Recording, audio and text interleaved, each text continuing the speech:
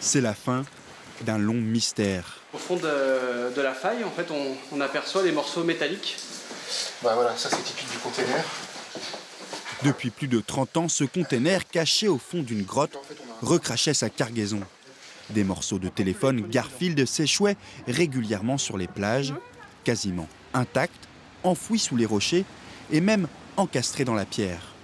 Donc là, on a un fil du téléphone Garfield qui est venu se ficher là et qui est resté piégé par la rouille.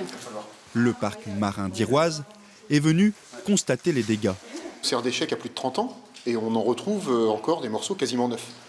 Donc quand on parle de la décomposition du plastique, donc bien sûr il y en a une partie qui finit en microplastique, ça on en entend parler tous les jours, mais il y a aussi des morceaux qui restent entrés. Donc on en a vraiment pour des années et des années avant que ça disparaisse.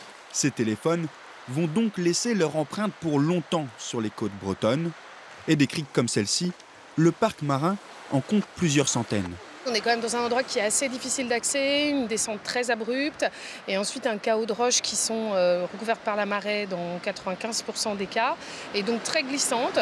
L'an dernier, plus de 2 tonnes de déchets ont été récoltés par l'association. Le côté insolite, Garfield pourrait prêter à sourire. L'association, elle, espère qu'elle éveillera les consciences. Garfield donne un coup de projecteur sur le travail d'associations comme la nôtre. Maintenant, le problème de la pollution des mers par le plastique, celui-là n'est pas un problème comique du tout. Si l'on a désormais trouvé la source des téléphones Garfield, on ignore encore combien sont perdus en mer.